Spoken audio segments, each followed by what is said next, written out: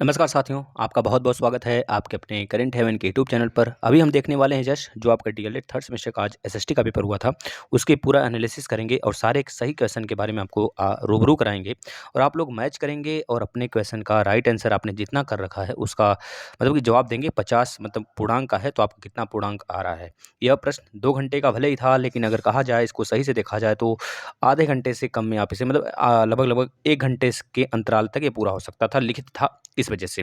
तो चलिए हम लोग देखेंगे बहुविकल्पी और जो अति लघु उत्तरीय हैं उसका बहुत बेहतरीन तरीके से हम गहनता से सब कुछ बताएँगे। लेकिन जो आपका लास्ट वाला प्रश्न है लघु उत्तरीय उसको भी हम बताएँगे लेकिन उसको बता देंगे आपको यह प्रश्न बहुत आसान थे, इसको बहुत किया जा सकता था। जितने भी प्रश्न हम बताएँ साथी, जितना भी जैसा भी आपका पेपर बना है वो बहुत बेहतरीन पेपर है और ऐसे ही सारे क्वेश्चन हमने करा रखे थे बेसिक से।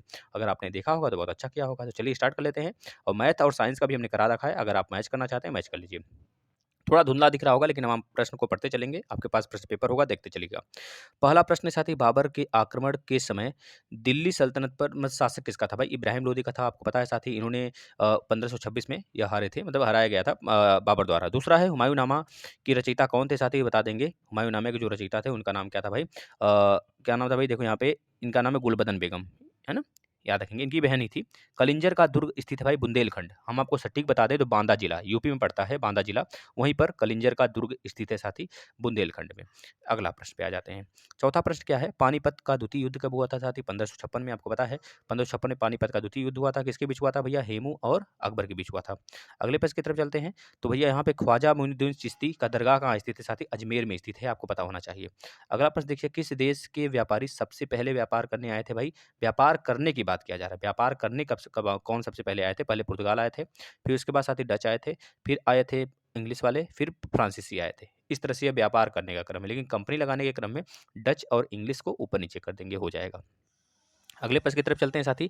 इलाहाबाद की संधि कब हुई थी साथी? आपको पता है कि जो आपका बक्सर का युद्ध हुआ था 1764 के बाद 1764 के बाद ही लगभग 1765 में साथी इलाहाबाद की संधि होती है, आप याद रखेंगे 1765 में।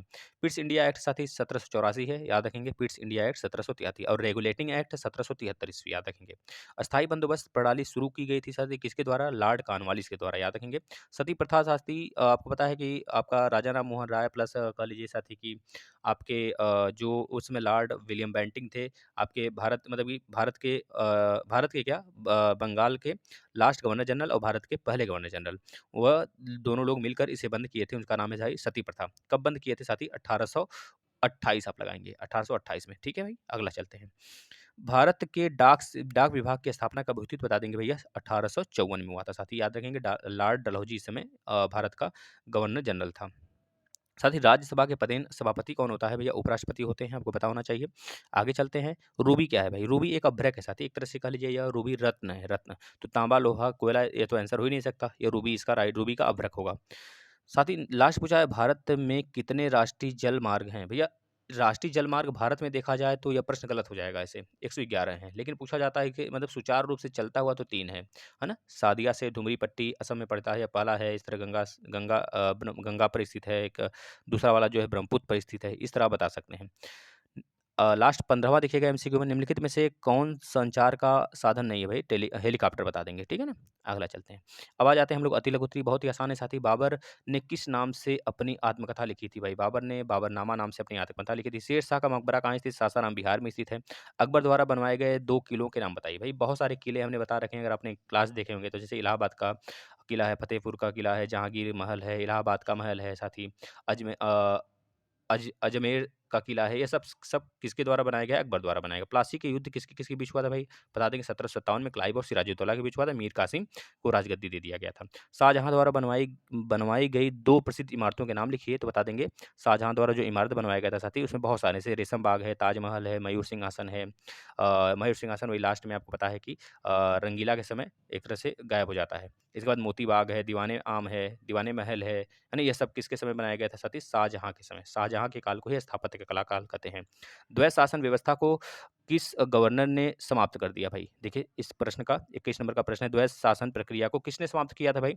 क्या है, समाप्त करने की बात कर रहे हैं ना? रॉबर्ट क्लाइव के बाद कौन आता है? रॉबर्ट क्लाइव के बाद जो बनते हैं साथी वारेन हेस्टिंग्स, उनके समय समाप्त किया कर दिया जाता है। द्वैत शासन कौन लगाता है? रॉबर्ट क्लाइव लगाता है साथी, याद रखेंगे 1765 में। और जो वारेन हेस्टिंग्स आता है साथी, वह समाप्त कर देता है। टीपू सुल्तान क्यों पराजित हुआ भाई? इसके लिए आप लिख सकते हैं टीपू सुल्तान के पास कह लीजिए कि एक तरह से सैन्य पावर की कमी हो गई थी और प्लस एक तरह से उसके प्रति इसके विपरीत एक जो मराठे थे वो अंग्रेजों से जाके मिल गए थे और कूटनीतिज्ञ तरीके से इसके खिलाफ सारी चीज़ें हो रही थी, है ना? तो याद रखेंगे यह 1799 में आपको पता है साथी चौथे मैसूर युद्ध में लड़ाई इसका यह हारा था। इसके पिताजी दूसरे मैसूर लड़ाई में हारे थे, मतलब 4 मैसूर लड़ाई हुआ था साथी। आंग्ल मैसूर 4 लड़ाई लड़ी गई थी, है ना? 46 से 48 और उसके बाद 80 से 82 फिर उसके बाद है 98 से 99 वाला मतलब कि 92 तक था, 90 से 92 तक था, दो तीसरा वाला और चौथा वाला था 99 में। ये चीज़ें याद रखेंगे। चौथा पहला दूसरा में दूसरे में इसके पिताजी पराजित होते हैं, मर जाते हैं, मृत्यु हो जाता है और चौथे में ये मर जाता है साथी। लॉर्ड मैकाले कौन था भाई? लॉर्ड मैकाले कौन था? ये कौन नहीं जानता? बच्चा-बच्चा जानता है, बता दो फटाफट साथी। चलिए आगे चलते हैं। भारत में प्रथम रेल निर्माण कार्य कब कराया गया था भैया? 33 में 53 में कराया गया था ना? 53 में आपको पता है साथी। किस गवर्नर ने विलय नीति का अनुसरण किया? विलय नीति किस गवर्नर ने शुरू किया था साथी? लॉर्ड डलहौजी ने 1838 में 1848 में पहला जो विलय नीति है सतारा को किया था साथी। इसका अनुसरण यह था साथी कि जैसे कि जिसके पास गोद लिया हुआ बच्चा है ना? जिसके पास यहाँ का एक तरह से निवासी नहीं है, उसका पूरा का पूरा ज़मीन जायदाद मरने के बाद उसका जो है मेरा हो जाएगा राजपाट। यह विलय नीति का पूरा ये रणनीति था। संसद में अस्थायी सदन का नाम बताइए भई? अस्थायी सदन संसद में साथी राज्यसभा होता है, लोकसभा तो विघटित किया जा सकता है। प्रदेश का उच्च न्यायालय पूछा गया है। हमारे यूपी का मतलब कि आपका यूपी का या डीएलएड है ना? तो पूछा गया प्रदेश का उच्च न्यायालय भैया इलाहाबाद के नैनी में है। मतलब याद रखेंगे। लोहा कितने प्रकार का होता है भाई? लोहा 3 प्रकार का होता है। कच्चा लोहा, गढ़वा लोहा और स्टील। स्टील भी एक प्रकार का लोहा ही है। याद रखें। निर्यात से आप क्या समझते हैं भाई? निर्यात मतलब कि देखिए निर्यात और आयात होना इस वजह से ज़रूरी है साथी क्योंकि अगर निर्यात और आयात दोनों बराबर होगा, एक तरह से इक्विवेलेंट नहीं, अगर थोड़ा-बड़ा घाटा और मतलब कि लाभ के रूप में होता है तो बहुत स्थिति बहुत अच्छी होती है किसी देश की। अगर मान लीजिए आप निर्यात ही किए जा रहे हैं, आयात नहीं कर रहे हैं, तो इस समय भी स्थिति देश की खराब हो सकती है। अगर आप आयात ही कर रहे हैं, तब भी स्थिति खराब हो सकती है, आप डूब सकते हैं कर्ज में। निर्यात का मतलब कि एक तरह से इम्पोर्ट करना और एक्सपोर्ट करना का मतलब कि आप मँगाते हो, बाहर से कोई चीज़ मँगाते हो, एक्सपोर्ट करते हो, है ना? इम्पोर्ट का मतलब आप किसी देश को बेचते हो कोई चीज़, उसे ही निर्यात कहा जाता है साथी, यह चीज़ हो गया। सबसे तेज़ चलने वाला यातायात साधन भाई बता दीजिए कौन है? एरोप्लेन भाई। अब आ जाइए लघुत्तरी में। शेरशाह की शासन व्यवस्था भैया आपको पता है 1800 सॉरी 1500 किसमें इसका डेथ हुआ था? हुमायूँ के समय 1500 लगभग 42-43 में 45 के आसपास में 44-45 में इसकी मृत्यु हो गई थी। आग्नेय शास्त्र नाम का एक तरह से ये चला रहा था, एक शास्त्र था आग्नेय करके करके उसी के समय मतलब उसी के हाथ में फट गया था ये सारी, है ना? वो बम उसी के हाथ में फट गया था। मुगल कालीन भवन निर्माण की विशेषता बता दीजिए भाई, आप समझ सकते हैं साथी इसके बारे में लिखना था। अष्टप्रधान साथी शिवाजी के बारे में याद कर लीजिएगा।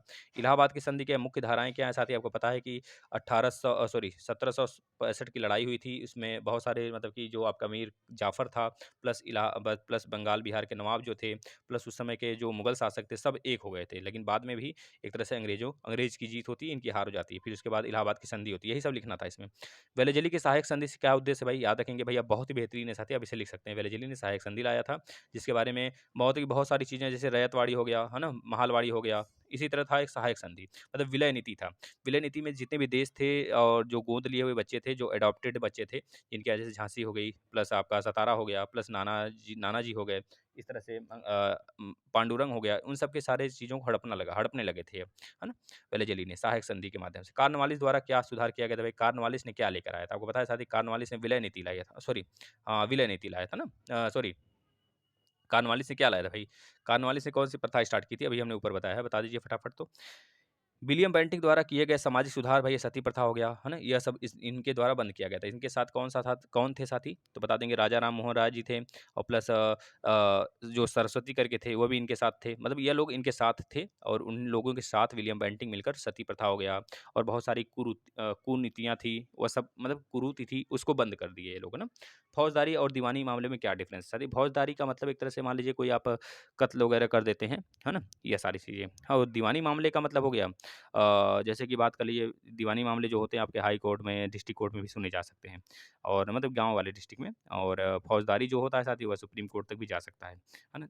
दीवानी मामले के लिए एक तरह से अलग कानून बनाया गया है साथ ही जैसे कि खेत का विवाद हो गया मान लीजिए और जगह ज़मीन को लेकर विवाद हो गया। आप 2 ही लोग लड़ाई कर लिए मार्केट में, ये सब दीवानी मामले में आ जाता है। देश की प्रगति के लिए आयात-निर्यात दोनों आवश्यक है क्यों? क्योंकि साथ ही देश की प्रगति इस वजह से आवश्यक है आयात-निर्यात के लिए, मतलब कि साथ ही आयात और निर्यात दोनों एक तरह से बराबर इक्विवेलेंट होना चाहिए। ना ही देश ज़्यादा घाटे में होना चाहिए, ना ही ज़्यादा मुनाफ़े में होना चाहिए। मुनाफ़ा हो सकता है लेकिन घाटे में नहीं होना चाहिए। इस वजह से इक्विवेलेंट होना बहुत ज़रूरी है। 12वीं पंचवर्षीय योजना साथ ही आपको पता है 2017 तक चला था। इसको समाप्त करके नीति आयोग आ गया है। तो इसके बारे में आप लिख सकते थे, लिखने वाला था, इसमें कुछ बताया नहीं जा सकता इतना ज़्यादा। तो आप यह आपका पेपर रहा, आपका कितना स्कोर रहा साथ ही आप बता सकते हैं। देखिए, हम 10 मिनट में आपका पेपर कर डाले, है ना? तो लिखना है, थोड़ा-सा तो विलंब लगेगा ही आप लोग को, लेकिन इस चीज़ को आप मानिएगा, पेपर बहुत आसान आया था, सब कुछ पढ़ा लिखा था।